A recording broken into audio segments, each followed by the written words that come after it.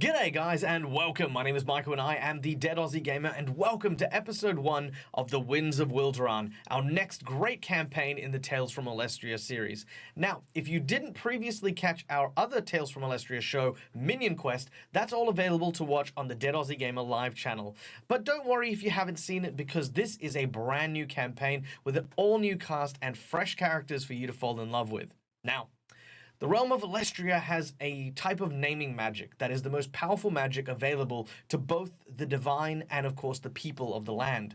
And while the gods created the races such as the humans, dwarves, elves, and the halflings, and so on, Gidnera, the goddess of nature, saw fit to give names to the creatures of the land. And thus was born Wilderan, a land ruled entirely by anthropomorphized animals, ranging from the bovine, cow-like creatures with rather robust and strong figures, to the tiny, musky, mouse-like races with their wit and ingenuity. These races have bonded together and lived on this small island off the coast for many, many years. But all hasn't been well. The kingdom has been fought over and fertile lands have been waged war all across it, from the mammoth kingdoms where large, strong and mighty warriors fight and battle against the frigid cold, to the south where the empire of Kashina does its best to try and gain resources to feed an ever-expanding and growing empire. But nestled between these two places is Wilderan, a kingdom that has vast and long countrysides, fertile lands, dense forests, and a king who oversees and looks after the peace of many different tribes that exist in Wilderan. Our adventure begins here, in a small town called Quent, to the north of Wilderan, in the shadow of a large fort known as Wolfsgard, a huge and immense structure that protects Wilderan from the frigid north along a large wall that spans the entire continent known as Linorm's Rest. We will pick up as our heroes begin their adventures for the very first time, so please sit back, relax, and enjoy your first steps into this amazing world along with Puddles, our Grung Bard, Mocha, our Bovine Fighter, Fennec, our Vulpin Monk, and Sorrel, our Surian Rogue, in today's episode known as The Winds of Change. Enjoy. The lands of Alestria, rolling hills, fertile farmlands, an azure sky that is clear with fluffy white clouds, and a temperate sun that grows immense forests that stretch up to the sky. These places are filled with life and vibrancy. The sounds of birds are almost constantly echoing through the various meadows and fields.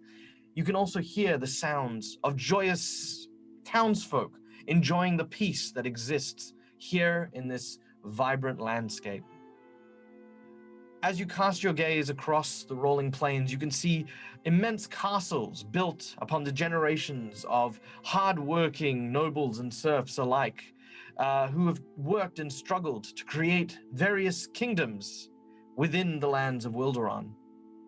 From the giant, massive, sloping structures of the equine kingdoms, to the immense, deep labyrinths of the Bovenheim, right up to the pinnacles of the Sky Reach Mountain and the Rook Face, mounted on a huge stretch of land known as Linorm's Rest, separating Wilderan from the frigid north of the Mammoth Kingdoms.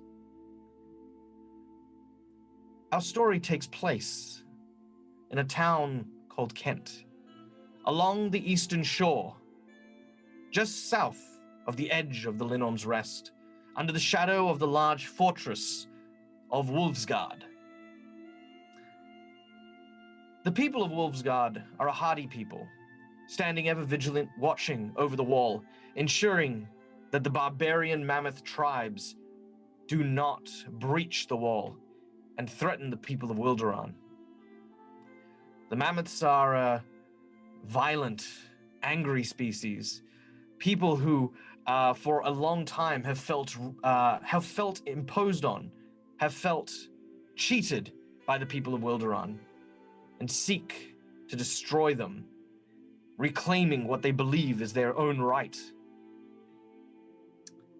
But thanks to the hard efforts of not only the Knights of Wolfsguard, but also the King of Wilderan, a man by the name of King Lions, there has been a peace that has settled over Wilderan over many years. In the town of Kent, the people work quietly, happily. A large number of Ori, rabbit folk, the Muskie, a very industrious mouse people, and an assortment of others, such as Bovinians and Surians, even the occasional Grung, work tirelessly, side by side, to ensure that people are happy, well-fed, and safe. But everyone remembers this day, because this day, history was made. A large hologram, an image, appeared in the middle of the town square, emerging from which the visage of a large serpentine individual. A man by the name of Hexus. Large purple scales and piercing yellow eyes met the gaze of people not only from Kent, but from all around Wilderan, and said words that sank the hearts of all those who heard it. The king is dead.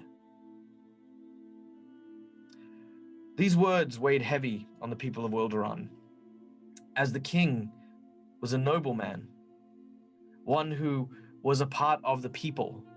He did not sit upon a lofty tower, but traveled, spreading good health, wealth, prosperity everywhere he went. He fought on the front lines against the Mammoth Kings. And now, this noble creature has passed on. It is here that we begin, as the town of Kent, having just received this horrible news, is picking themselves up and trying to make the best of the lead up to the funeral services for the king. Rumors exist of an heir and a possible succession to the throne, a steward that might be in control, and a plot of murder. But all of these are little more than rumors and hearsay. We begin in town as a small individual rushes past the legs of the local baker, a large Bovinian by the name of Class.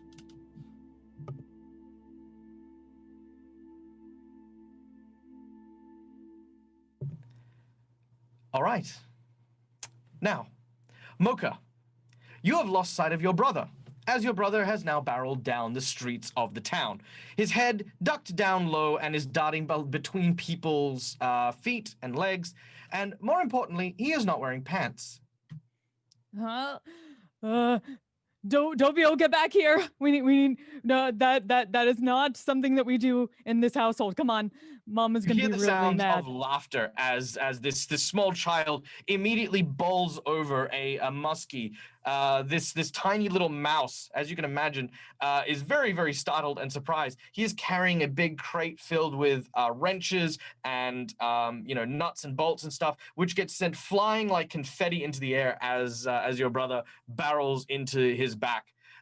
You hear almost a squeaking sound as he steps onto the poor mouse. He goes, "Hey, watch it!" Sorry about that. I'll help later. Dobio! And this like almost 2.5 meter tall Minotaur just chasing after him, trying not to knock things over with her own tail as he goes by. Okay. Could you describe your brother for me, please? Oh gosh. Doppio is probably about a 4 or 5 year old little Minotaur. Barely has his horns in. Apparently really rambunctious and the most I mean, he likes to speak in third person a lot, even though he's old enough just to mess with them. All right, very well.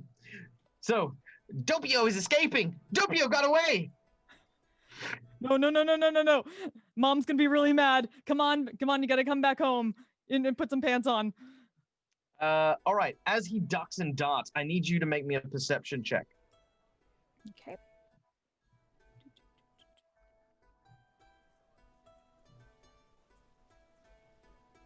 Terrible this. Go. Maybe that didn't. Come on, rolls. Really? Okay, for those of you wondering, of course, we are playing using Fantasy Grounds. And hopefully we'll be able to show you the rolls that we're getting very, very soon, as Eddie works frantically on that. But you have rolled a 12 on your perception check, meaning that as you have, tried to move past some people without knocking them over, you definitely see the sign. We don't need to see the map just yet. We definitely don't see the little brother as he moves around the town. However, the sound of a small splashing comes from a necklace that you have adorned around your neck. Featured on this necklace is, of course, a rather large pint mug. It's filled with a very, very nice fluid concoction, and swimming around in it is a tiny frog. You okay down there, Puddles? Yeah, I'm fine. I just have my soap. It's good. I have soap. Shall I sing about the soap? And where's your brother going? I don't know. I can't see him anymore. Do you see him? Puddles, you can make it a perception check. I see bubbles, and hold on, let me look. I think well,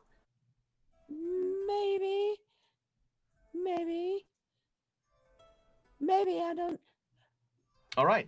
With a 14, you turn around and you can hear someone say, "My apple pie! No, come back here! Stop running!" A large, pale Bovinian seems to be sort of waving his fist in a particular direction. You see very familiar telltale hoof prints running and darting past the bakery there. I see hoof prints by the bakery. Towards the big pie. Okay. Is it time for pie? All right. You make your way swiftly, traveling as fast as you can, past the baker. The baker turns to you. "Mocha, Puddles! How many times have I got to tell you that is not free? I can't keep giving things away." No, sorry, sir. We'll get him. And as she runs by, she probably like knocks a sign over with her tail. Sorry. I'll fix it later. Sign. Stop it. He picks up the sign. Okay. All right. As this is going on, nearby, Sorrel, you are practicing your archery along a very, very, I wouldn't say private, but it's a little bit outside of town. It is a place where a lot of the young kids who kind of, want to kind of be soldiers and stuff, they kind of play in this area. There are some scarecrows that belong to the local rabbit farmers who, sort of put them up. And, they kind of turn a blind eye to some of the kids who, like to break them down with little toy swords and stuff like that. You, however, have something a little bit more heavy duty, a very large and sturdy bow that belonged to someone very important to you. Yeah, it'll belong to my dad. And he'll have given it to me a few years ago now. And yeah, I've treasured it always. He taught me how to shoot, so I come down here to practice. And just to remember him, because he's gone away on a job at the moment. So she likes to come down here and use a bow, and it just makes her feel a little closer to him. Nice. You take a deep breath and you feel the peaceful sounds of the wind rustling through these trees. There's the smell of pine that just kind of just comes from everywhere. As you deeply breathe and pull out your arrow and you notch it, pulling it back, just as you're about to loose, you hear this sound. Adisara, Adisara, Adisara, Adisara, she's after me, after me! And you see a tiny pantsless minotaur suddenly charging at you. Okay. What? Now, what keeping in mind, this tiny minotaur is about 1.5 times your size. Oh. I think Sarah's going to drop her bow and she's going to try to, like, can she see Mocha chasing him or not? Or can I just see him for now? You can see him quite clearly, but you can definitely hear the sounds of Mocha arriving. Okay. Cyril's going to try and rugby tackle him to the ground. Okay, make an athletics check against the tiny little minotaur. Hey, I'm tinier. Very true. Very true. Athletics, oh. Oh. Okay. Good rolls, good rolls. That's a good roll. Oh, that's a better roll. All right. Oh. So, yes, unfortunately, while you did manage to put up a pretty good defense, you plant your feet correctly. You remember there's a particular martial arts style that the Surians, the squirrel folk, that they use that allows them to deal with larger adversaries. You place yourself low to the ground. Everything is perfect. But what you don't expect is for the pantsless child to be at a very unfortunate height. Oh, And yeah. that shakes you in just enough that you get bowled over by the child, who immediately then proceeds to use you as a fluffy Surian shield, as a kind of distraught, well, not distraught, but a worried Mocha Puddles arrives. Mocha, you have a pair of pants with you, I presume. Yeah, that I figured that, or like a towel, like a blanket or something like that from her pack. Like, Yeah. just running after. Sorry, Sorrel, you okay? Doppio, come back! Don't make me get Merrick and Brev. No, Doppio won't be pantsed. Doppio will be free. Doppio is a free minotaur. Mom's gonna make you some iron pants next time. I'm just running after him, like holding out this blanket or pants. All right. Sorrel, what do you do about this? Cyril's just like, no one wants to see a scrawny arse, man. Put some pants on, you'll be scaring everybody in the village. What's wrong with you? Oh, Doppio thinks that's mean. Doppio's self-image is hurt. You stole a pie. He didn't like that. We're gonna have to pay for that later. Sorrel feels something warm and slippery kind of dripping down the back of her neck. It is then you realize that you are actually between Doppio and a cherry pie. Just gives it a lick. Puddles? It's not You bad pie. pop your head out and can see the scene of chaos. Yeah, maybe well, that's and Poe's gonna lean over and kind of wave the hat around, kind of like rodeo style, blow a couple bubbles out of the pipe and cast prestidigitation and clean the back of her neck off. Maybe the fur won't get so sticky. All right. As Puddles takes a deep breath, she blows into her pipe, and this bubble appears. It kind of has this glow about it, and this prismatic array of rainbow colors actually pops above Sorrel. And as it does so, her fur is now completely cleaned Ta muchly. Hey, Puddles, do Doppio you think you can get releases. through to Doppio? Maybe he'll listen to you. You'll never take Doppio alive. Doppio has a cherry pie. Doppio looks like he's been victimized. Mocha, you can make an athletics check to try and grab Doppio. Yes, please. Okay. Come on, come on. Come back home. I'm rolling a lot of 9s today. All right. Let's see how Doppio does. Oh, it's a standoff. You grab hold of him. He's sort of, it's almost like, if you've ever seen like the whole hog wrestling kind of thing, you're kind of on top of him and he's sort of half squealing and dragging himself through the mud. You're getting covered in mud at the same time.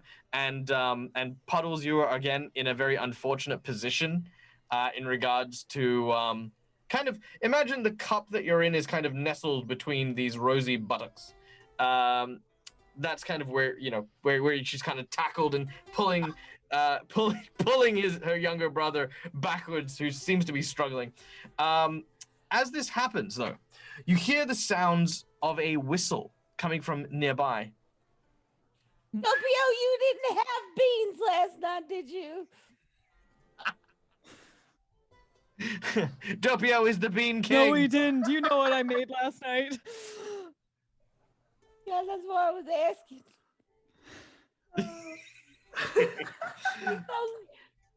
The sound of the whistle cuts through the wind, and you hear the sounds of rapid footsteps.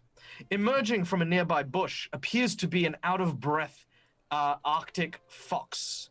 The foxfolk, whose name are the Vulpin, are native to the frozen north and are not really allowed on this side of the Linom's Rest. He is being chased very quickly by several Lupin guards.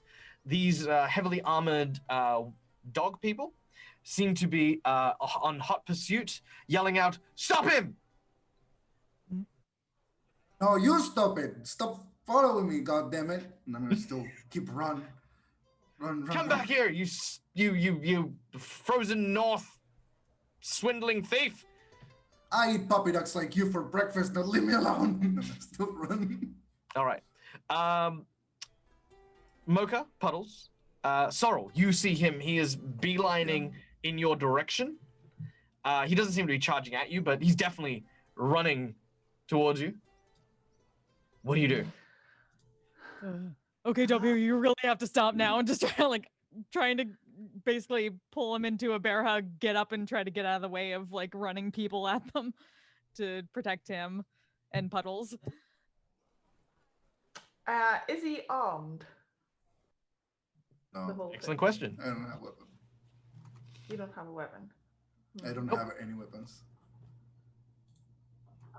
Puddles is gonna attempt to jump out of the cup and get in between, as they're approaching, in between the guards and the creature, and wave their hat around, as bright pink as it is, and as wait. Maybe if they put the hat on, we'll know if they're good or bad. Oh, is it time for the hat? It's hat time. It's hat time. All right. Oh, not a wee hat. As you are being approached by these heavily armored lupine guards, they stop very quickly and look at you. Perhaps you would like to fill in our audience of the story of the hat. As you all know, the hat determines whether they're friend or foe. Mocha, do you remember how the hat works? If you can get Doppio's pants on, maybe the hat will make everybody realize we don't need aggression today, but the hat is Puddles' way of determining whether somebody is fashionable or unfashionable, and the more fashionable they are, the more friendly Puddles admires them. Basically, Mocha is really gullible and has a hard time telling when people are bad or good, and so she relies on Puddles to Puddles' magical hat that tells the truth about people's souls.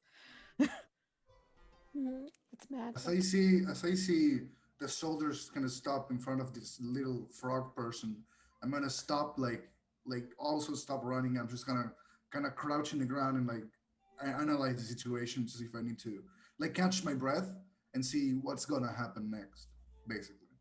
Okay. Yeah. As the Vulpin stops and turns, he takes a few deep breaths. The guards look at Puddles. And they look at him.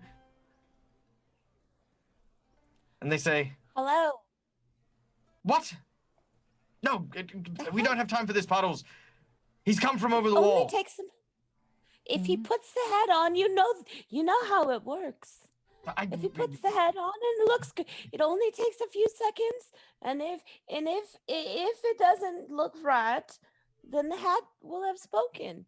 But once the hat The two guards are very superstitious. Their names are Alec and Bell. Alec and Bell are, I mean, the town of Quint is very, very small. And these two guys, they're kind of like, more like they're the guards because they couldn't get any other jobs. So they look at each other and they're like, well, she was right about do you remember that traveler, the merchant? Yeah, I remember the merchant. Oh, I remember the merchant. Yeah, shady as hell. Yeah, didn't look good in the hat at all. No, he didn't. didn't even want to put it on. I know, what a jerk. The magical hat always speaks the truth. You then hear a voice coming from behind them. Bell! What's going on here?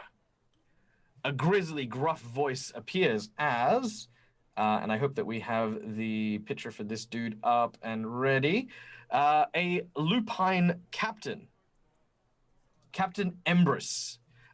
He is a rather stern and very serious individual.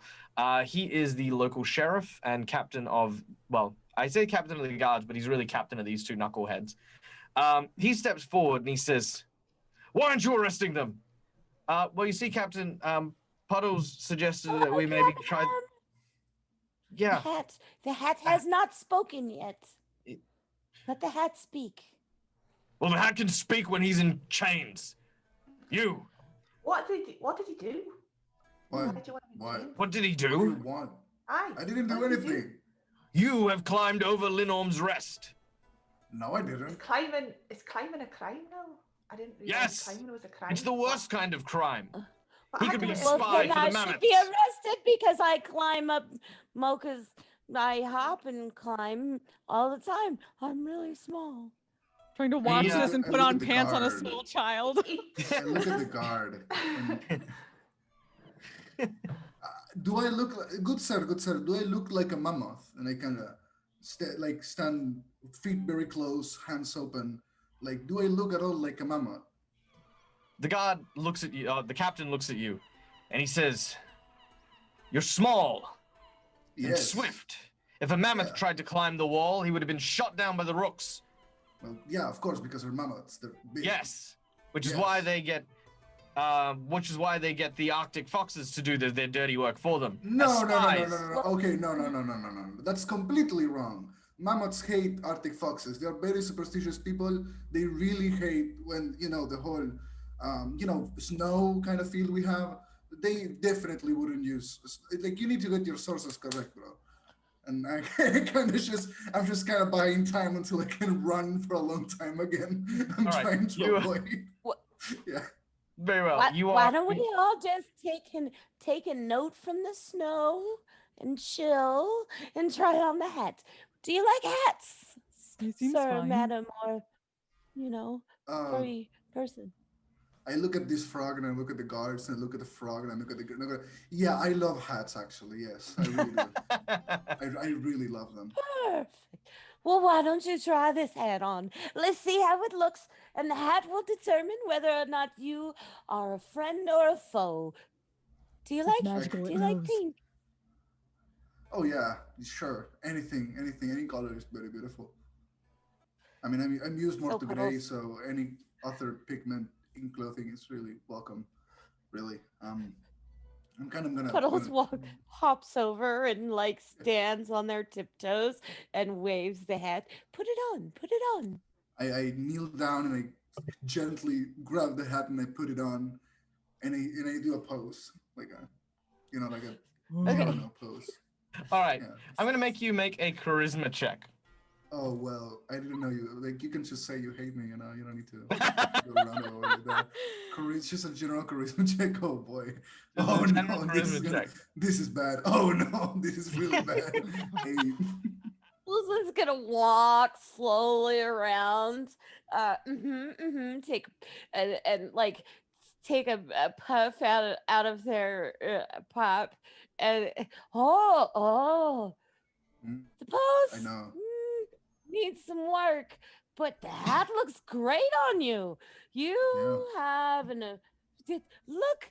The hat has spoken. The hat has spoken, and Puddles is gonna wave their arms around. The hat has spoken.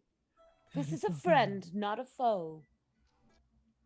Oh, good. It looks good on your head, but oh man, that pose learns As you watch Fennec smile, you can see all of his razor sharp teeth as he's trying his best. It kind of almost looks like a growl more than anything else. Yeah.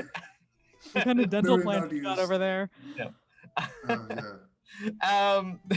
The other two kind of look at Puddles and then look at him and then look at the others and very quickly turn and say, "Fine, but you have things to answer for, and you can come to town in order to answer them." Okay. But if I need you my hat back promise- first. I need my hat Oh, back first. So, though. yeah, sorry about that. I give them the Thank hat back and you. I go, as long as you don't kill me, as long as you don't put me on chains, if we can just talk, instead of hunting me down like a monstrosity in the woods. I don't know if you have those over here, but I would welcome more of a better treatment from the They kind of look at you. They all, like, again, heavily armed and stuff like that. They gesture and point you forward. As they do so, the captain and one of the guards will travel in front, and Belle will travel at the back. As they do so, it gives the four of you a quiet moment to talk. Sorrel, what do you make of what is occurring? I was not really, not sure.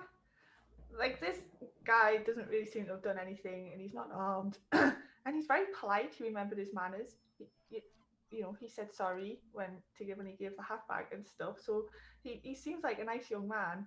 But then, the guards always keep us safe, and so she's a little conflicted at the moment as to exactly what to do and what to think, because she does kind of half respect the law when it's not her breaking it. Fair enough. Mocha, you seem to have finally pantsed your, put pants on your younger brother. What do you make of the scenario? Well, Mocha was obviously like the first thing similar to Sorrel, just that sort of this fox seems fine, not holding a weapon, doesn't seem threatening, and was a little worried because the guards were angry about it, but obviously she 100% trusts Puddles' magical hat that tells the truth about people's fashionable souls. So as soon as they said that he was fine, A-okay. Now she's just he also seemed to just be fine with just going back to talk. So as long as her family's not endangered, seems fine.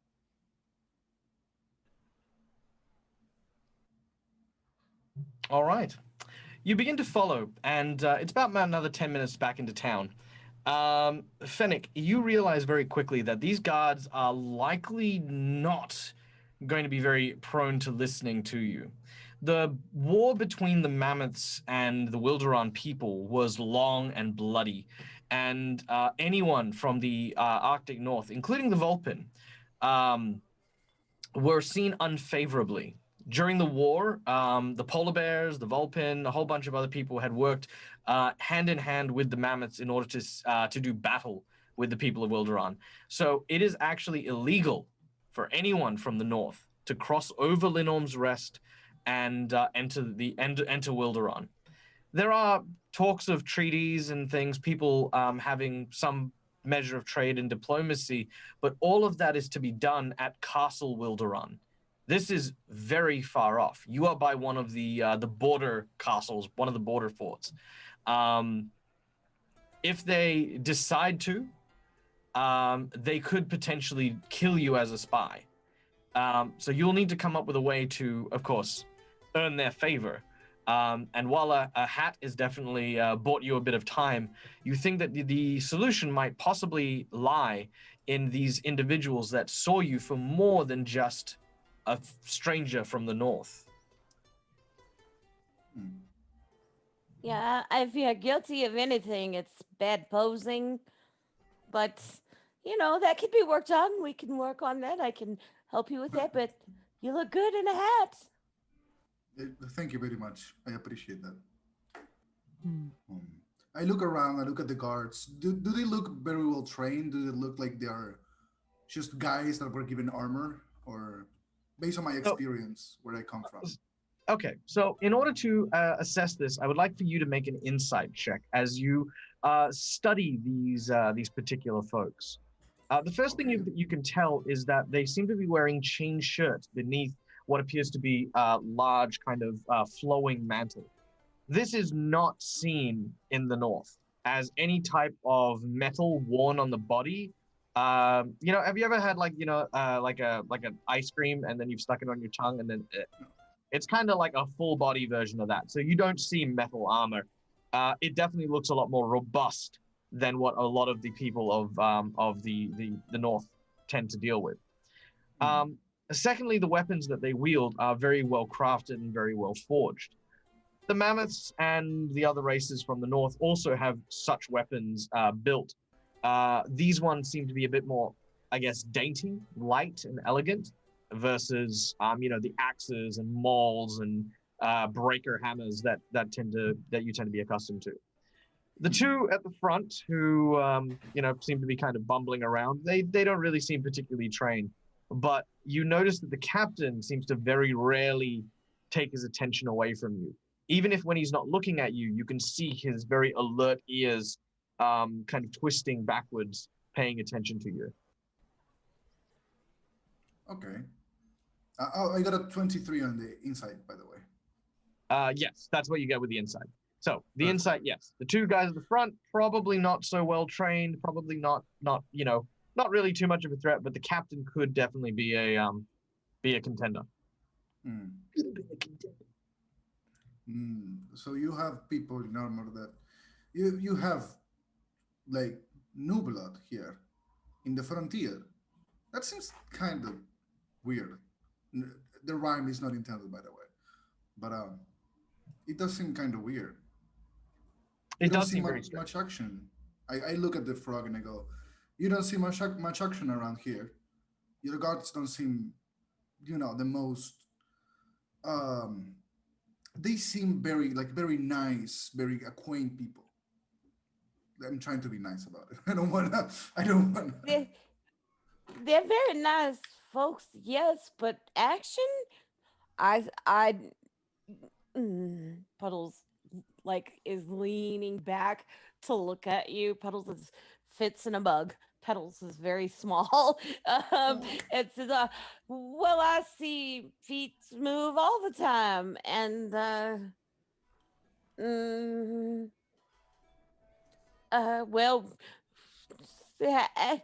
Mocha, how much action do we see? It's really boring around here. I have to be honest with you. Not Nothing quite a lot of ever stuff happening. happens. You're the most exciting thing that's happened here in ages. This is very true. As mentioned, this city known as Kent is in the shadow of Wolfsgard. Wolfsgard is technically on the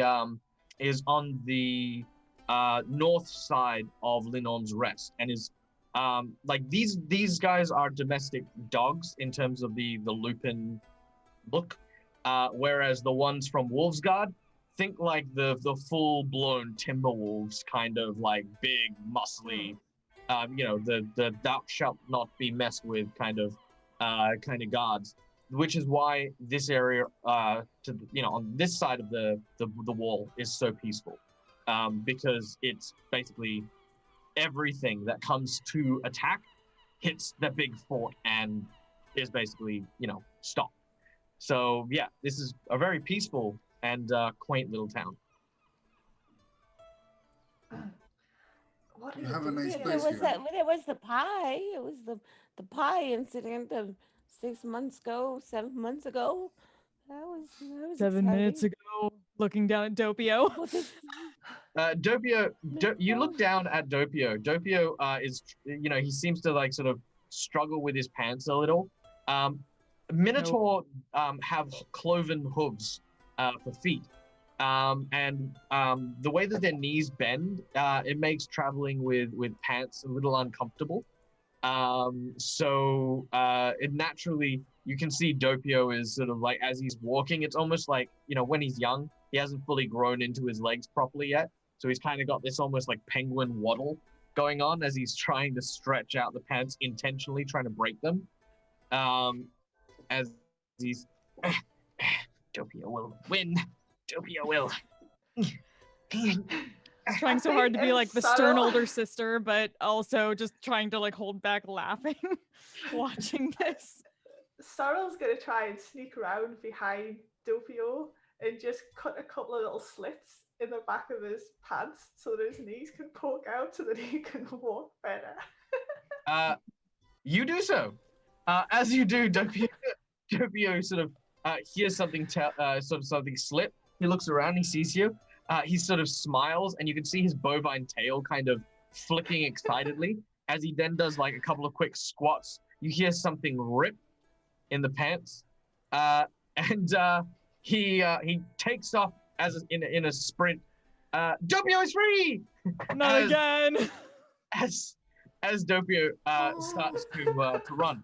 By this stage, you are back in town, and Doppio stops just outside. For your mother is standing there looking kind of unimpressed at Doppio. Doppio is, he kind of looks around, he sees he's covered in cherry pie. As he sort of wipes it from his mouth, you see that the look of discipline that would otherwise come from your mom suddenly changes to concern as she sees the guards coming with Fennec. Almost immediately, the town goes into a quiet hush, and people start to whisper and murmur. They murmur things along the lines of, "It's like, is that an Arctic Vulpin? Are the mammoths here? Are they watching us? Why would one be so far south? Oh, look at what he's wearing. It's so strange, so bizarre. He smells like the Ice Kingdoms." They're just kind of muttering and talking unto themselves. Wow. They can't imagine how weird they look to me. They would freeze immediately, if I'm being honest. Very true. Yeah.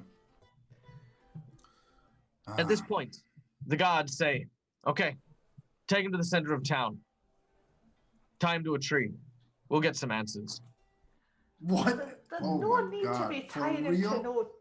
trees. Like, what? Yeah, it seems Do really you mean. have to? Yeah, that's a bit Well, the we don't head have has a- spoken. Don't need to tie anything. Listen, you'll thank If me he one. wanted to run away, he could have done it already. Right. Make a He does diplomacy have a check, lot of Mocha. manners. You can make a diplomacy check, a persuasion check, and you can get a +3 bonus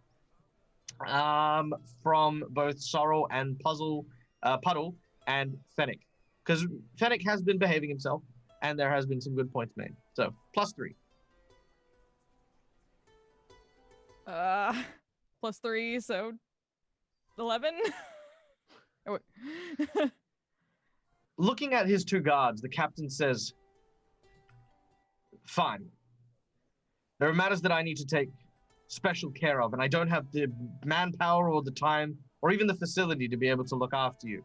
So, Mocha, Mhm. if you believe that this individual is not going to run, then I charge him under your care. Yes, sir. Ensure he stays in town until I can question him." And he swishes his cape and he walks away. The two guards then try to swish, but they don't have capes. They just rattle as they, and then they follow afterwards. You know, one day I'm gonna have a cape like that. I want, especially one that does the swishy thing. You look really good in that. So this so- is the so mentioned warm embrace of a small town, huh? Very nice, by the way. Very pretty place. Oh, do you need a hug? I'll give you a hug. You want a Oh hug? yeah, sure. I could use a tiny hug. And look at the very small frog. How And I try to Tunnels think- will like. How Yeah. tall is Fennec? I'm still very small, but I'm not as small as a Okay. frog. That's for sure. Puddles will like go over and like reach their arms out, and then just like hug your ankle Yeah. and pat it. Oh. Welcome to the town. I bet one of the first questions they're gonna ask you is, what's your name? Oh, you want to know? I look at them knowing they surely want to know. Yeah. Of course. My name is Yeah. Puddles. Nice to meet you. I am Mocha. Nice to meet you. Mocha. Okay. How Sorrel? Sorrow? Hi. Oh, good name. There are other people where I come from that have similar names to yours, actually. A few I've met. My name is Fennec, by the way. Fennec. Nice to Yeah. meet you. Meet you, Fennec. Hmm. Do you What are like you pie? doing Or are you more of a cake person? I'm more bread and meat person, personally. Oh, fantastic. Mocha's good at making all those things. Yeah. Bread and Traditionally, in the lands of Wilderan, unlike the north, meat only subsists of fish in terms of what is what serves as a meat protein. However, up north, it is very common for the people to partake in other forms of meat. I will leave that to the imagination as to what specifically that might mean. yeah, this is just as long as that meat isn't frog legs, then I guess we're good. You don't need frog legs, do you? Not that mine are very. I kind of go down low and I look at him and I go like, I've never tried before. And I stand up back again. Well, Once again, won't you see start those now. sharp teeth glistening in the sunlight. Mm. What large teeth you have. So I what got are you that doing down reference. here? I've sent on a mission. Usually, my people don't really even care about this side of the land. But I do have pertinent information that I think your leaders might want, your king might want to hear. Oh. Oh, well, Yeah. there's a wee bit of a problem with that. Mm. Oh, Well, I mean, he's I'm dead, sure but he doesn't if- like people like me, but he has to hear this. It's very important. Well, I mean, no anymore. He doesn't. He's a wee bit dead. Mm. It was a bit of a Oh. shock to us. Yeah, that will be a problem. Yes, actually. Aye. Ugh. What No happened? sooner than you say this, once again, you see a grand display of dazzling lights that begins to coalesce in the center of town. As the rune stones that circle a small well in the center of town begins to glow, you can see the lights suddenly shoot upwards and create a dazzling image. It begins to take form as... Let's see if I can do this. Sorrel's eyes just get wide with amazement as she sees it. And erecting before you is a scene, a portrait, almost like a window into another space, as you are taken to the castle Wilderan. In the main courtyard, a mass congregation of 700 individuals, all dressed in dark mourning clothes, seem to be gathered around a very, very illustrious garden filled with white roses and banner flags flying the blue symbol of the lion hearts. On a small pedestal, in a golden sort of glass and gold coffin, you can see King Lion, regal, dressed in his regalia, holding the lion's blade, a sword bestowed onto him and his family by one of the great sages. You hold, and your breath stills. While you may not have known King Lions personally, all of you at some point or another would have known someone whose life was saved through the actions of this king. Fennec, you have a different reaction. This is not good. You know what is going to happen in just a few moments. What is going to happen at the castle. What is going to happen everywhere. Oh no. It's sad, isn't it? I mean, I didn't even know him, but I think your dad Where's said our he cake? met him once. Yeah, yeah, very sad. Yes. Um, how or how much would you say that he was like the center of your whole defense force? I mean, like how much would you say he was important for the whole defense of your? Never mind. Um, I'm just kind of shaking right now. You seem a wee bit nervous. Is something wrong? You just. Yes. Uh, how do I say this? I don't, I don't know how safe everybody here is without your king right now. Um. Oh no, I might be a little bit late right now. Uh, I'm just kind of. I'm a loss of words right now. Right. What As is it? this happens, slithering out of the castle's main illustrious double doors is a imposing figure dressed in armor, wearing a magical band across their forehead. Once again, you recognize the visage of Hexen, the advisor to King Leon. As he steps out, he is accompanied by what appears to be a small child, a female Catan, daughter to King Lion. This is Catalina, and she is supposedly the next heir to the throne of Wilderan, but is no more than 8 years old. Her hand holds up, reaching for Hexen, and he looks down and takes a few moments before he extends his scaly, clawed hand downwards as well. Taking her, he slithers up to the pyre, where several guards have torches at the ready. They hand them to Hexen, who then hands one of them to the small girl. It is a terrible day in the land of Wilderan. One of the great leaders who had guided us through the darkest of times has left us. But do not fear, for when the light of a life is snuffed, we find ourselves illuminated by the actions that they remain. That we can still find ourselves guided by the light of our beloved King today and tomorrow. In this we pray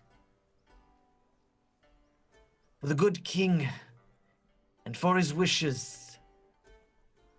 I, Hexen, shall be assuming the role of steward until the princess is of age. At this point, there's lots of murmuring coming from the crowd. He reaches forward with the flame. You could see that that Catherine, her tiny hand kind of trembles, but Hexton quickly grabs hold and forces her hand to place it onto the bed. The flames ignite and lift, slowly engulfing the coffin. Long live the king, and long live. At this point, there is a massive explosion that rings out. As you hear it, walls begin to crumble and earth begins to shake from all around you. As everyone begins to look around in panic, there is a sudden sound of a war horn that trumpets across the entire expanse. Everyone is trying to look and try to find where this noise is coming from. What is causing this commotion? And that is when you can see the hulking form covered in shaggy hair, massive sloping skulls adorned with bones. You can see mammoths. They roar and trumpet from their large trunks as they push large bits of debris out and clear. They have tunneled through the Linorm's Rest. They have tunneled through the wall, and they are now in Wilderan Castle. The feed at this point begins to fade. Everyone starts to talk in the town, muttering. What was that? What just happened? Did you see? Were those were mammoths? I'm sure they were. What's happening at the castle? We should help. We should do something. What is everyone's reactions? Starting with Puddles. Puddles is gonna make a puddle because all of the explosions and seeing all of the things. Puddles is just gonna make a puddle, and yep. It's Okay. not good. Hmm. Okay. The nerves begin to settle in. Sorrel, what do you do?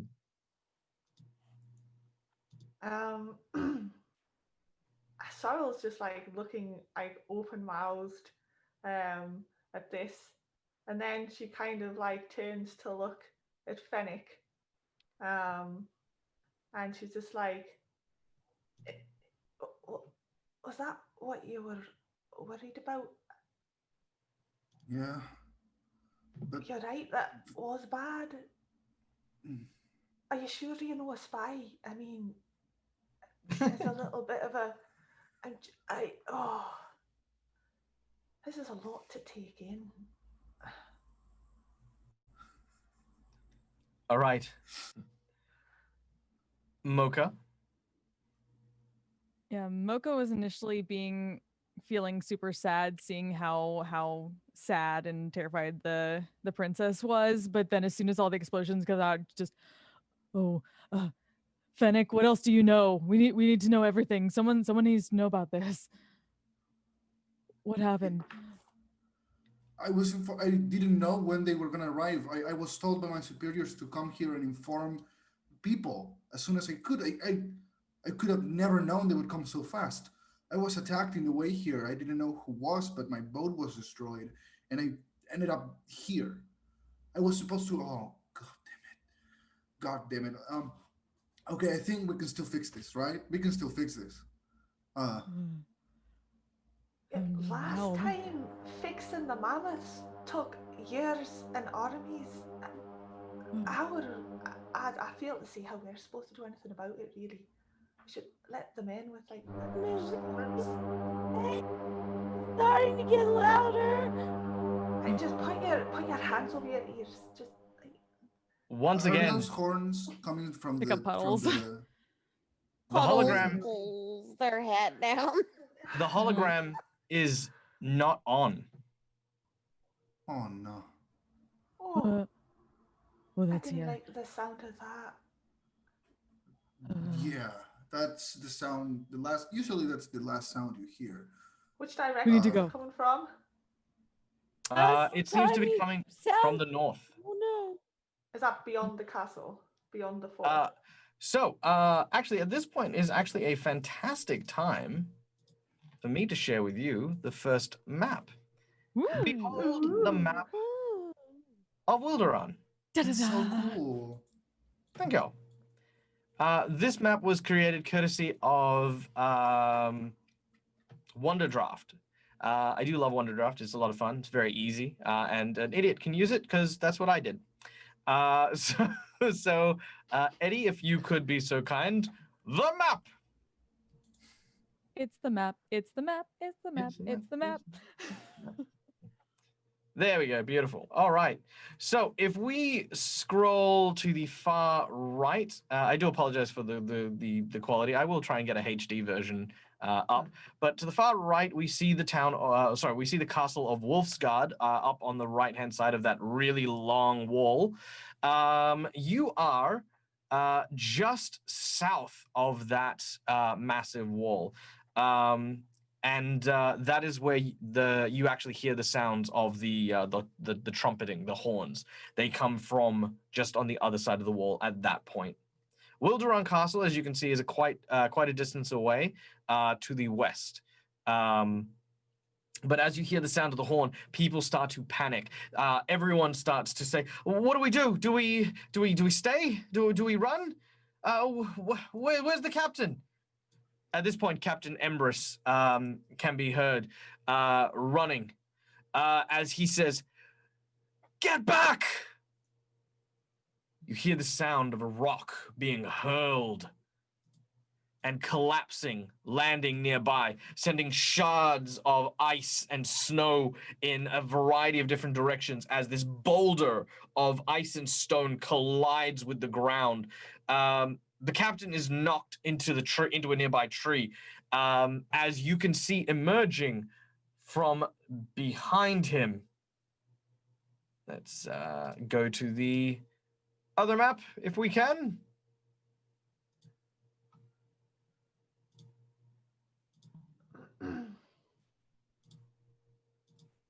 All right, there we go. Oh no. Emerging behind him are 3 mammoths. Huge, massive, furry, elephantine creatures brandishing immense hammers, one of which appears to wield a crossbow forged of ice and stone. As they do, people immediately fly into a panic, and we are going to go into our very first initiative. Oh no. Begin. Oh, have Well, to you don't need to roll roll for it? initiative. I'll actually, it'll roll it all automatically. Huh. Hey. All right. Ooh, that was a Magic. bad throw. Okay. Wow, we all roll so Oof. low. Oof. That's very true. But then again, so did they. Me. Wow. Just so you know, I rolled a 2. It's fine. Wow. It's fine. Okay. So starting off with Captain Embrus. Captain Embrus, sort of seems to be staggered for one round as he has been launched pretty much up against this building here. He's not dead, nor is he unconscious. He's just been bowled over. Sorrel, you get to act first. The people are stunned. They've never seen mammoths before, and they are towering creatures. Some are as big as the buildings themselves. Is there a gathering place or a safety place that we know of in town, or somewhere that Sorrel might think that people can gather, that she can tell them to go to, that everybody in the village would recognize? Like if I said go to this place, everyone in town would know where that was, kind of thing. Yes, knowing that the town's local carrot farmers have several burrows and dens that are small and underground, it could serve as a makeshift bunker if they can make it there. Right, everybody, get to the carrot burrows. They'll never fit inside them. We'll be safe there. Just get your families and just run. The people immediately begin to move, following your instruction. as they try their best to clear the area. And we need to slow these guys down to give the villagers time to escape. I don't know how you slow down a mammoth, but aye. All right. The first of the mammoths, a woman with what looks to be a braided mohawk running down her entire back, begins to yell out, "Lachnor bihas, Romon hanan scare, Warahonans," as she begins to point towards the various buildings. The other two mammoths immediately respond, using their trunks like huge fists. They plow into the sides of buildings. They use their tusks almost like shovels, ripping out the mortar from the walls. The thatch roofs are nothing but splinters as their huge heads plow through them. They seem to be digging, burrowing, or trying to find something in particular. Finnick, you're up next. How Now, far away you am decide- I Oh, sorry, go on. from them? How far away am I from them? Let's have a look. You are 30, 60, 90, about 90 foot away. Okay. What were you saying before? Sorry. Oh, I was going to say, your mission, quote unquote, was to warn Wilderan, not fight Mammoth. However, in this moment, you can see the damage and the destruction that they cause. You've seen this all too well. And for the time being, I want to take us out of combat for a second. And we'll come back to combat, don't worry. But I want to take us to another place.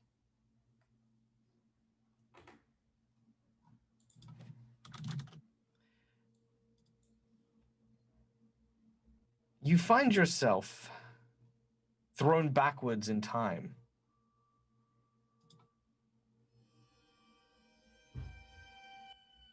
You remember the icy cold snow of the rime fields of the Mammoth Kingdom. A flash appears in your mind. Burrows in the ice, small holes that house families. About 30 or 40 Arctic foxes that live in this rather peaceful place. Suddenly, the same war horns you heard, the thunderous footsteps, and the mines of the burrows collapsing around you. You're a child, and you try to move, but your legs are still too small. You're picked up by someone, you can't see who, and moved through these tunnels swiftly. More of the rocks fall until one lands almost upon you. You don't see what happens. You don't feel anything, but you keep running. As you emerge, you can feel the icy cold wafting into your face, and you turn and you can see the mammoths. They seem to be building, constructing, not realizing the damage that they're doing. Their heavy footsteps, the huge, immense boulders that they roll on the snow, causing tremors that can be felt for miles. This device, a huge, monstrous, serpent-like creature with a mouth filled with fire that glowed with a bluish-white tinge. You look behind you, you look around, and you find yourself in the snow. You're alone. The hundreds of Vulpin that were with you in the burrows, you see no sign of them. There's no footprints. Just the cold and the blizzard. We then return back to the fight. You are not tasked at all with fighting these creatures, and you have seen firsthand the damage that they do, but something stirs inside you. You feel a fire, almost like that icy cold fire. What do you do? I'm gonna run. I'm gonna dash towards the nearest mammoth. Because I Thorough, can't reach Mocha, in and that Puddles, turn. you see this snow fox rushing towards one of these immense creatures that's 3 or 4 times his size. All right, what do you do? Basically, I get in 4 legs and I start running like You know how polar bears run on the snow? I start running like that, like my legs lumbering moving, gait. my whole body pushing it. Nice. Yeah. Where do I go? All right. So you can just drag and drop your character. You can make it up to Mammoth 3 in melee. Okay, but I can attack because I dashed, right? So you've moved, you've dashed. I believe that for monks, isn't dash a bonus action for monks? No, it's not. That's Oh, it's if I for had a rogues, sorry. key, but I don't have a key. Yeah. Okay, No, very that's well. it then. I'm just gonna stand there, gonna be like, "Hey, big guy!" and I'm gonna start screaming at him while I'm All right. finishing my run towards it. Okay. Bell and Adar both see you running and quickly draw their spears. They move 5, 10, 15, 20. They move to help. Protect the citizens! Oh, okay.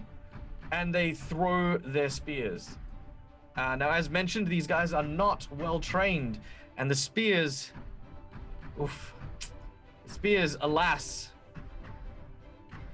fly wide of their targets. However, Bell manages to land one into the shoulder of the nearby mammoth, dealing 3 points of damage and drawing its attention. The one next to Fennec looks almost completely over the small fox that is standing at about its knee height as it turns to look at the cowering lupine. Puddles, it is your turn.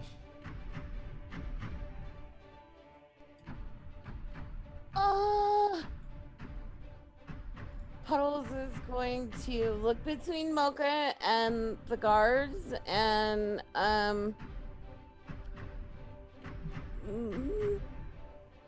hop as close as Puddles can get with still staying at a distance, and from Fennec, and shout out to Mocha.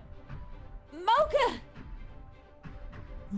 So I'm glad you're not dealing with those pants, because now we've got a bigger pants to worry about, maybe taking off more than just the pants.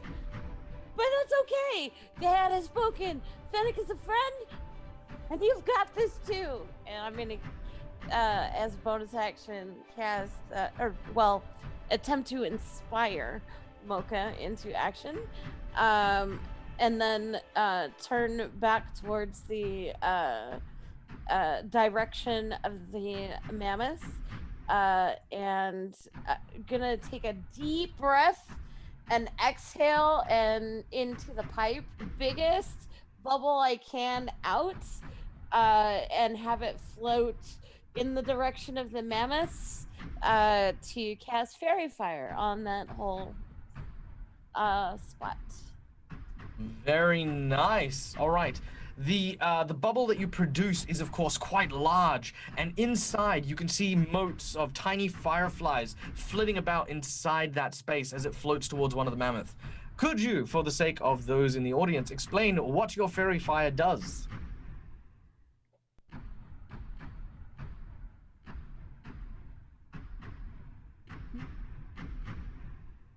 Hello, am I muted? Oh, Oh, no, I was. yeah. That Okay. was me. So fairy fire.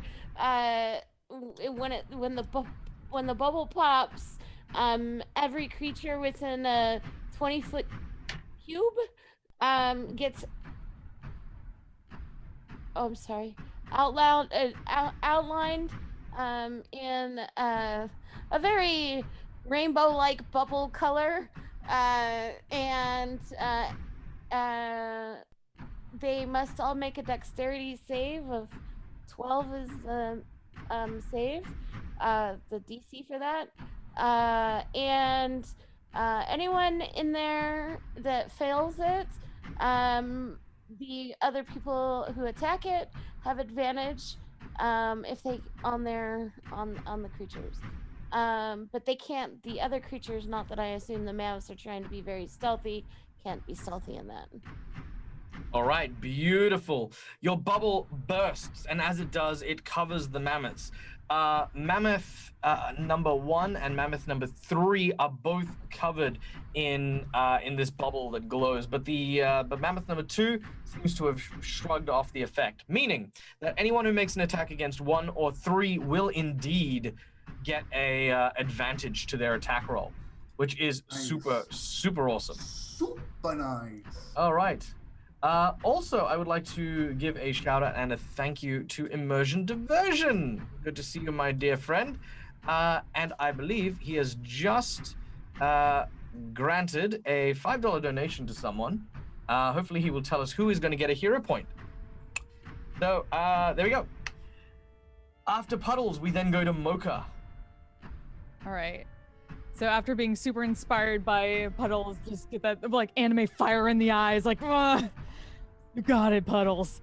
And she reaches back to her back and pulls out of like a quick holster this really like long-handled cast iron skillet wrapped in like super-sized, mall-sized, wrapped with the top part wrapped in cloth to keep it safe as much as possible. And she starts running down towards group, getting to about, I believe about there, seeing the group gathered, and then just being like, hey, pick on someone closer to your own size. And then she just charges in at this one and uses the dash action, and then uses the goring attack as a bonus action. With her Very nice. All right. As you duck your head down, you pass by the shadows of these large creatures, and your horns find purchase in the side of one of these creatures. Make your gore attack against that mammoth with advantage. Also, our hero point has been awarded to Sorrel.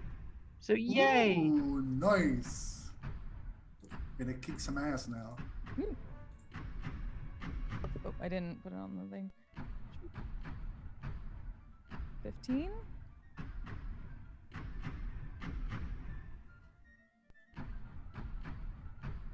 I think I got it. Oh, I didn't drop it on the token. Darn it. Yep, you need to drop it on the token. Okay. That's what. Aha. Okay.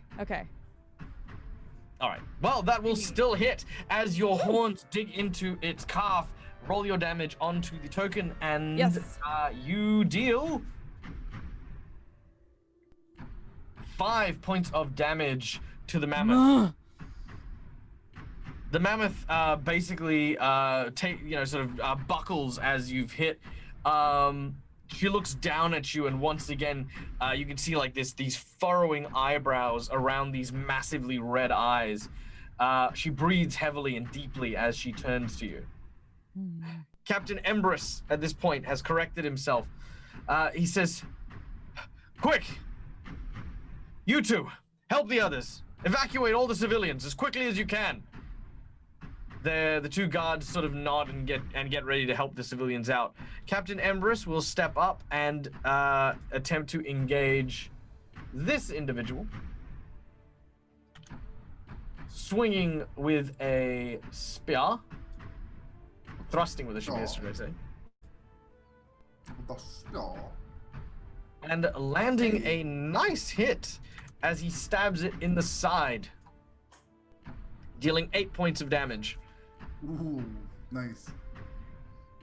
I don't know how you broke through, but you will not attack these people. Yeah! Sorrow, it is your turn.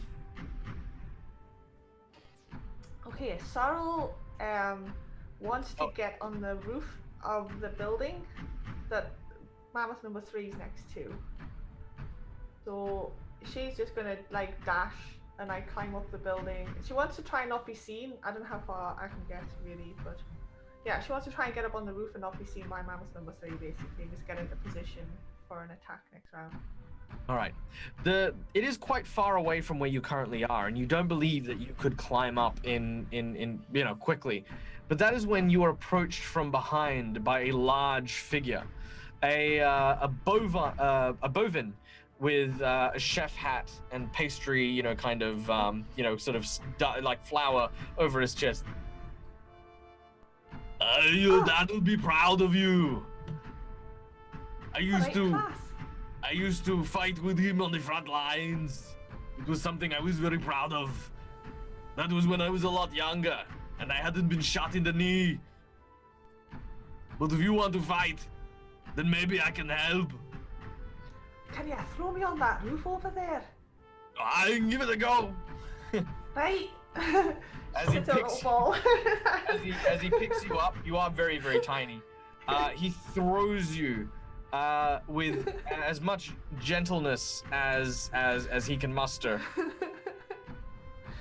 And you land on the roof, the thatched roof. You kind of sink into it a little bit and sort of pull yourself out, but you make it.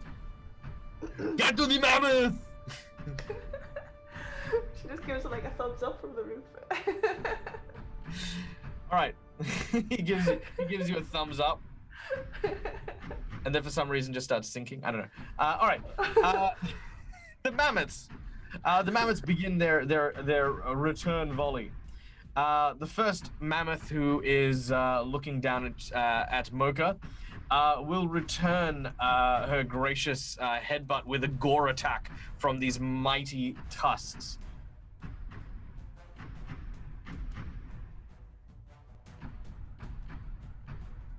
She is at disadvantage, however.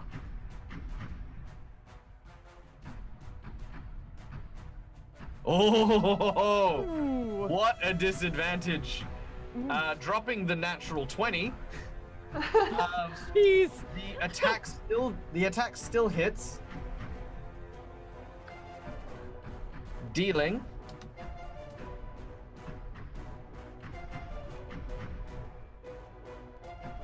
5 points of damage as the tusks swing outwards and strike into you. Is that all you got? She turns to you, and she has almost like a knowing smile. She says in a very broken English, and I can only do this with a male cadence, so I do apologize, because I don't Norse woman. If there are Norse women who can teach me, please let me know in chat. But she turns and she says, I think that all Wildrani are weak and feeble. It is good to see fighting spirit for once. I'm gonna see more than that. You try to touch my family or my town. She lets loose another war trumpet. Her ears kind of flit backwards and her hair blows back as she prepares to continue battle. The second mammoth sees Empress. This one is not affected by the fairy fire and swings hard at the captain. Oh yeah, he swings hard at the captain. The captain takes 15 points of damage. As he's hit to the side, you could hear the sounds of the metal chains breaking beneath his shirt. He coughs up blood as we then go to the third mammoth. The third mammoth has not seen Fennec yet, but reaches behind him and picks up another boulder and hurls it at the other guards. Thankfully, it lands nearby, but does not crush Bell or the other guy. Fennec, it is your turn. Fennec will attack the guy right in front of him. Do not ignore me! God damn it! I'm tiny, I know. And I'm gonna try to attack him. With the fury of a small king. Pocket-sized king. Oh, I have advantage, right? Yes, you have advantage.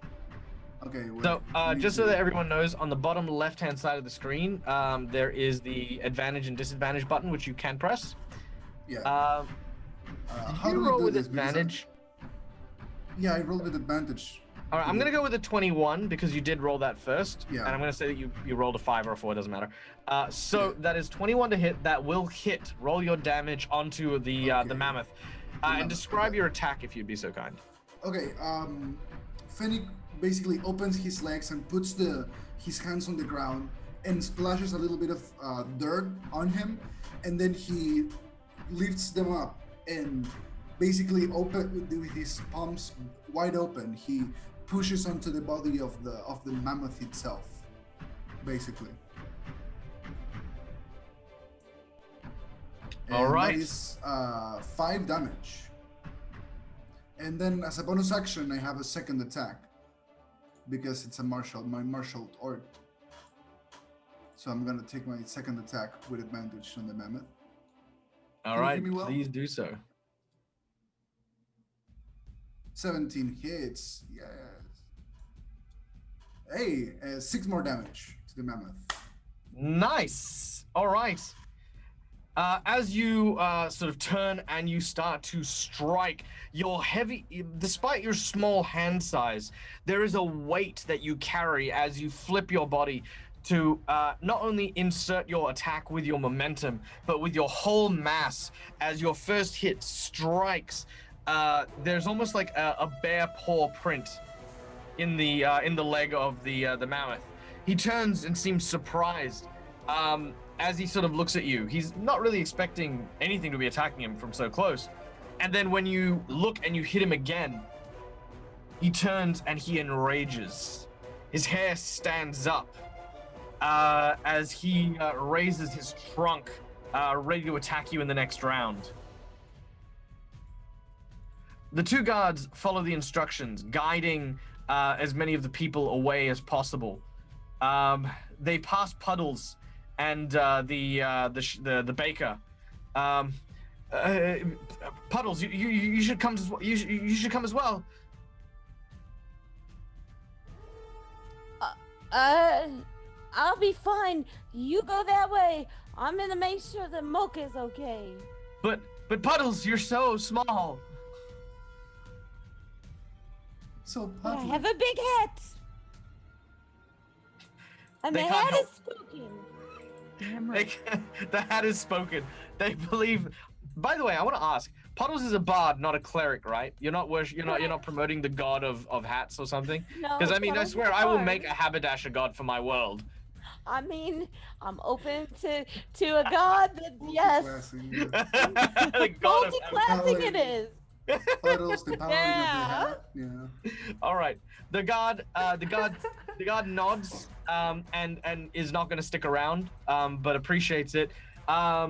He hands you what looks to be an acorn. Look, this is just in case of emergencies. If the captain needs it, or if you need it, use it wisely. Okay. And he runs off. Puddles will put the acorn under their hat. Okay. Puddles, it is your turn. Puddles is gonna move closer to this direction here, and as Puddles is pulling their hat down, they're gonna point at Mammoth number 1 that's attacking Mocha, and take another big breath and exhale through the pipe, making yet another bubble. But this one is like, it got like some kind of darker liquid to it. And when it floats over and pops, you can hear Puddles' voice say, just like people putting sugar on their grits. We don't do that around here, and you don't attack my Mocha. And I'm gonna cast Vicious Mockery. It has a Wisdom saving throw of 12. All right. They're the That's- best. Okay. You know what? No, that was really good. I'm not even gonna make him make a save. They fail. Do your thing. Okay. Get That wrecked. was- Get wrecked by the power of love and friendship. Yep. Oh, that's Love honestly it. friendship Look, wins again. if you're vicious, and I will say this is a house rule, and I'm gonna imply it now. If your vicious mockery can both insult and make me laugh, then you will get it without a save. Like I'm not even going to sweat that. That is, yeah. Awesome. Yeah. 4 points of damage as your mockery Boom. lands true. I will do the damage, but don't forget to roll on them so it Oh applies. yeah, I'm sorry. I It's fine. totally It's fine. forgot. I can I'm apply it sorry. manually. But yeah. So yes, you viciously mock it. And if she wasn't angry before, and I mind you, she was angry, she is furious at present as this thing about the size of her foot has basically just thrown down some smack talk. And yeah, the mammoths are very confused. Aside from Mocha and possibly the captain, the captain is very armed, right? And Mocha is incredibly large. A resistance from what is effectively a tiny fox and a frog is kind of like the height of insult to the strong mammoth. Even killing you wouldn't get honor, and if they were defeated by you, that's just incredibly, kind of like bad on their part. So these mammoths are strangely enraged by both Fennec and Puddles. Mocha. Oh yeah, go on. I was just gonna draw my weapon and just kind of stand there, ready. I imagine that you're holding your weapon with like both hands forward, like Yes. Just- Yep. Yeah, come at me. Come at me, Come bro. All right, Mocha, you're Tiny up. Paul's like, fight me. Oh, by the way, Okay. that enemy has a disadvantage on their next attack, right? Hmm. Yes, Because of indeed. Yeah, vicious mockery. Woo. Nice. Ooh, All right. That's really good, actually. Yeah. Smoke is just gonna snort and just kind of like smirk, hearing Puddles behind her, and then she's gonna take how much taller is this mammoth than she is? Okay, so mammoths are roughly 8 foot tall, Okay. and Mocha would be roughly 6'6". Right. Oh, I put Mocha at like 7'11". I was thinking that's like a little bit less than. Well, I mean, yeah. average height would be Average height. 6'6". Okay. But if you want to be 7'11", that is Yeah, fine as well. she's just way too tall for. Yeah, she's yeah, okay, that's fine. That is not unreasonable. Okay, I wanted to make sure. Okay, so she takes it. She basically grips this giant skillet maul in both hands, and then just winds up like a bat, and like, "Ah!" and right against the side of the head, trying to go for it. Oh, hold on 1 second. Oh, okay.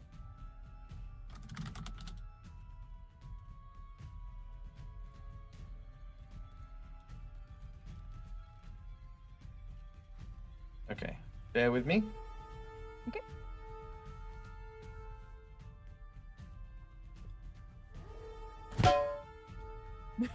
Good. Yeah. All right, make your attack. I had to do it. Must So be done. Actually, roll. Come on. Do the thing. Where's the? Okay, mammoth one. Do it. Why aren't you? Oh, right. Duh. Okay. I'll learn this system soon. I promise. Yeah. Hey. Now kill him. Boom. Boom. All right, nice. Ooh. 8 points of damage to the Nice. mammoth. Wow. Okay. These guys are taking a lot more damage than they originally anticipated. They did not expect this peaceful town to have any kind of resistance. Mocha, you have definitely stepped up. Puddles and that have definitely also started harrying them. Whereas Captain Empress, brutally injured, is going to once again hold fast and try his best. But Sorrel. And then can I bonus action real quick? Second wind. Yep, not a problem. You may Okay. apply Second Wind. Yep. For those of you who don't know what Second Wind does, Second Wind restores a certain amount of hit points to fighter characters, allowing them to, again, get a second wind and continue the fight. Captain Empress is stabbed into the side of the mammoth that he's next to, but he is realizing quickly that while the lot of you are indeed doing damage, you're hitting them, you're injuring them, these are very robust fighters. Sorrow, from the rooftop, you can see all three of them. They have not managed to notice you, but you can definitely get a clean shot at each of them because of their sheer size. Well, Sorrel's actually going to take out her rapier, and she's going to run along the roof, because she has an advantage and she'll have a sneak attack. So she's going to run across the roof, and she wants to just. Is it taller than the roof? Yeah. So if I'm whereabouts would I be like? Probably if I about was the standing- nape of the neck in terms of height. Attack on Titan style.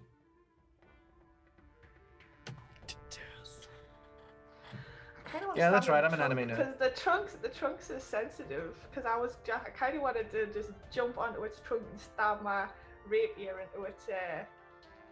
All right. sensitive By the way, spot. you are aware that this is the Wildrani equivalent of I stab it in the face, right?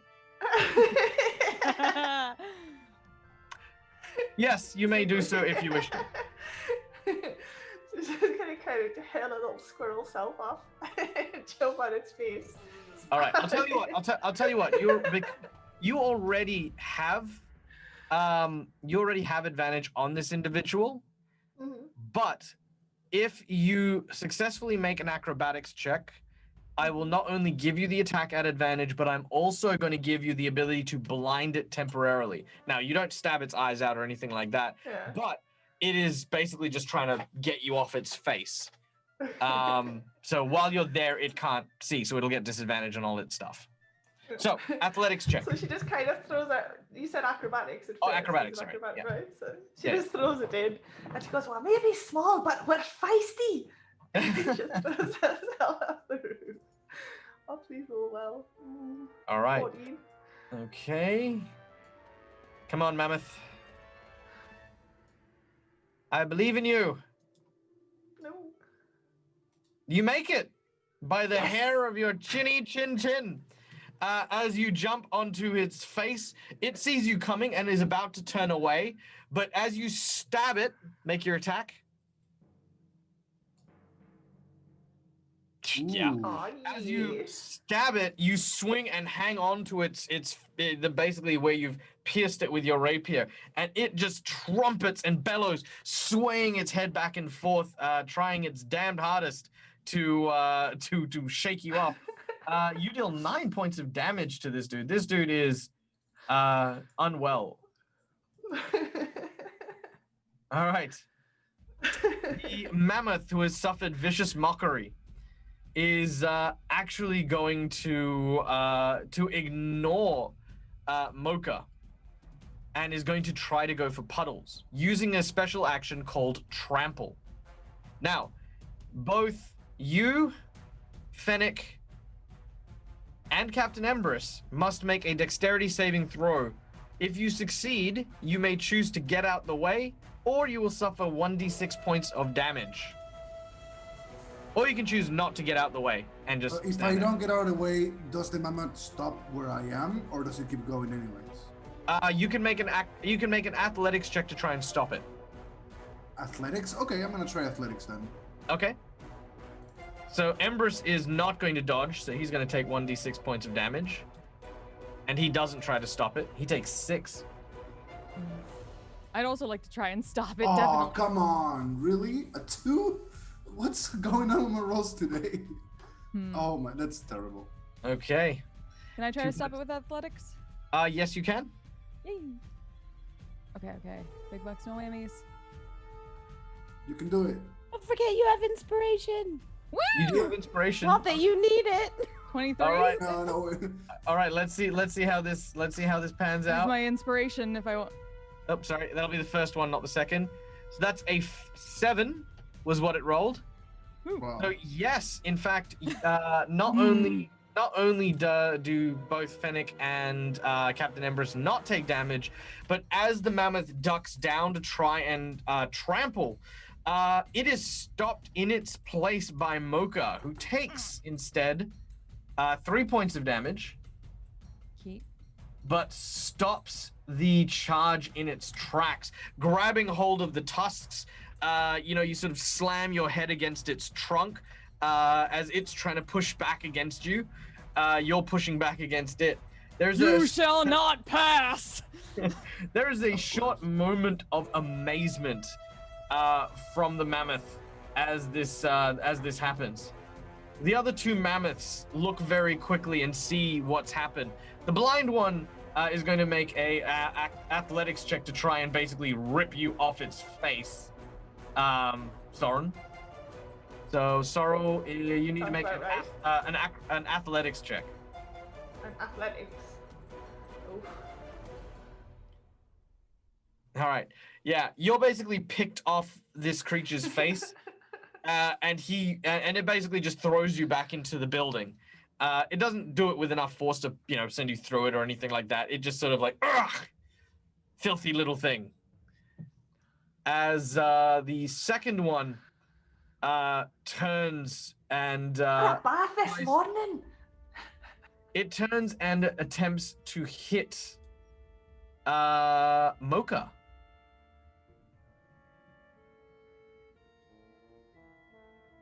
A large trunk swings past with 8 points of damage behind it. Boom. Ow. As it does so, you see the shadow of this huge trunk swinging downwards. And blood suddenly sprays. It sort of hits you in the face a little. And Mocha, you turn and you can see Captain Embers is standing in front of you with a broken shield torn into splinters, holding his hands up. You can see that both his arms are broken from the attack. He falls to his knees, and as he does so, he turns to you and he tries to mumble something. You can't quite hear it over the sound of another.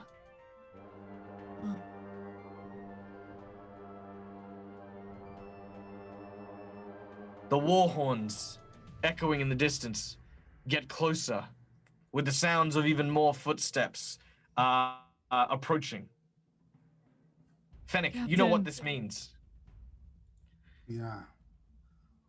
They're bringing their actual forces here. They're coming in numbers. Oh no. I look at them and I go, we need to run.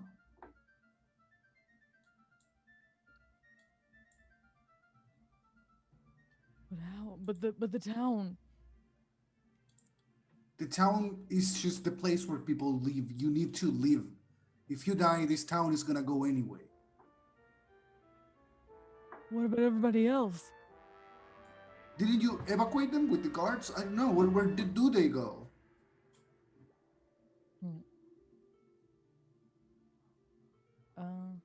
I guess Mocha would know, same as Sorrel, right? Yes, it's a short distance to the south. The rabbit fields are burrows and dens below the ground. It is definitely, as I said, more secure and acts as almost like a bunker. If the townsfolk have gone there, it is safe currently. Okay. All right, start going. Sorrel, you know the way. Okay. As you do so, the mammoths turn and seem to be reluctant to let you leave.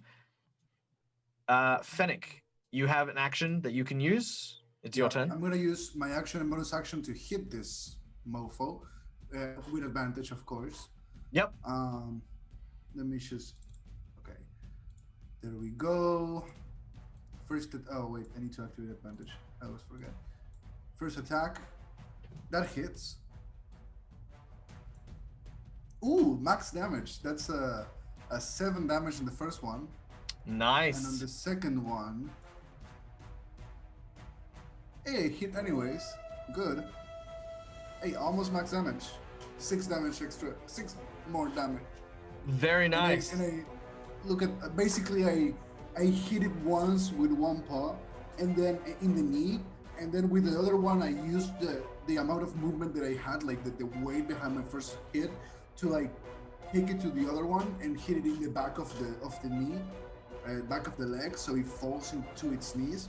And then I start running away, and I go, I leave it to you guys, to the south, right? And I start moving to the south. All right, you do so, and yes, indeed, that large mammoth drops to one knee, hindering its movement for the next round.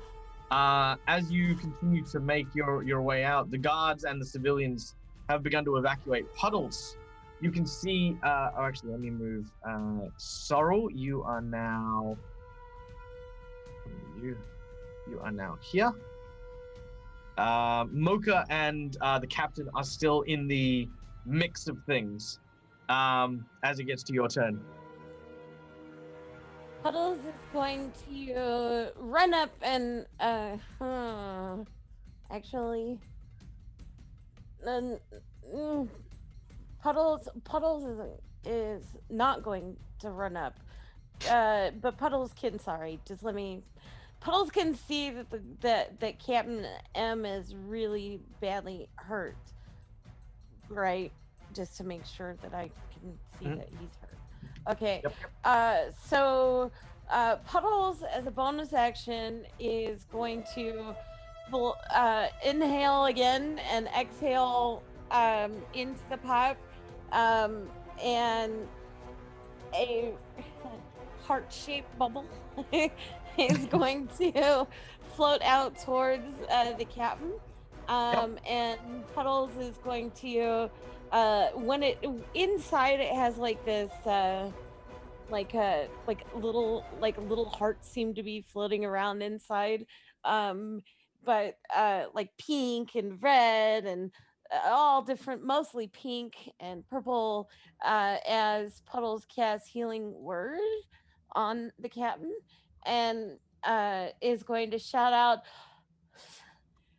I love it even when you're mad. Please don't be mad. We're gonna leave you here, I guess. And then Puddles, for my action, I am going to dash towards the direction that everybody else is going and shout out, "Come on, Mocha!" as Puddles like starts to hop really fast in the direction of the location that everybody is hiding out. All right, beautiful. Okay, you do so, and I believe that your sheet should be able to let you use that cure spell or the healing word spell. Cure spell. Heal, yeah. Here, I'm gonna drop it on. Drop it on. Yep, drop it on him. Beautiful. All right. Oh boy. 1 whole point. He feels slightly better at your chosen words. Embrus seems to nod and sort of use the energy he's got left. His arms are both still quite broken. Mocha, it is your turn. All right. Would it be an action to just kind of like try to run away and try to fireman carry Captain as she goes? Well, the interesting thing is that you could potentially do that. However, you would not be able to get as far. Okay.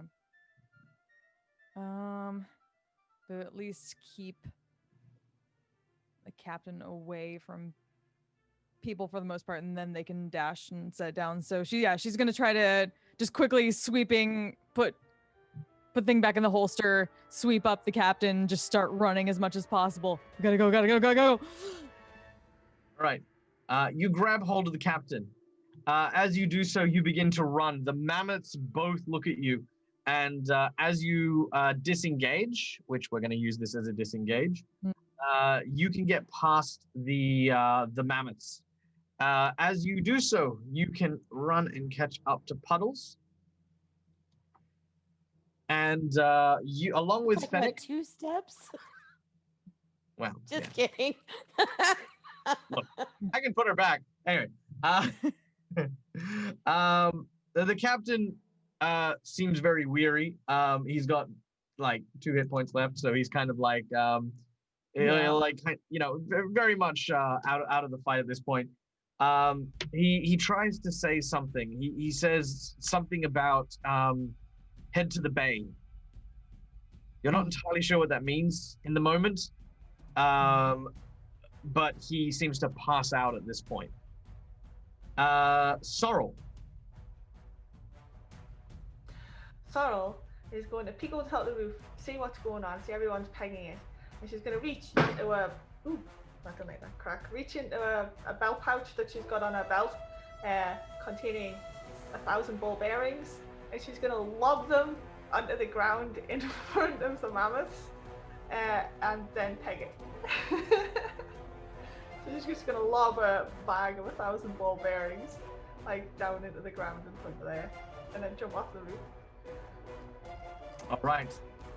As you do so, one of our audience members, our lovely audience members, by the name of Leprechaun, very good friend of the channel, thank you so much for coming and hanging out today, has used an insight check. Now, an insight check you can purchase as a dag dollary-do, meaning that if you watch my channel and you keeping up, you can earn channel points, and they're called dag dollary-doos, and they can give you things that you can use to help my players. In this instance, your insight check will actually give you the fortunate happenstance of this actually being a entire lolly shop filled with gumballs. Instead of throwing your attack towards the mammoths in front of you, you realize that it would be actually quite simple for you to shatter the gumballs, causing them to fall like dominoes, and creating a cascade of these gumdrops in the area, causing these things to slip and trip and all the like. Okay. I need an Should we do athletics that? check because you are quite tiny. Athletics. You lean up against the glass and you push. I've got a hero point to reroll if it goes pear-shaped. With a 9, you hear I'm the gonna sound reroll of. that. Oh, Where's that was good. You have a hero point. Remember, you have a I hero know, point. but let that dark finish. I was gonna say, yeah, the thing topples, and as it falls, you hear it punk, punk, punk, punk, punk, punk. All of a sudden, a river of tiny gumdrops fall out. Now, the mammoths are not expecting this at all, and as they try to move forward, one slips straight over onto another. The one at the back is annoyed at the other two, and as Mocha is running,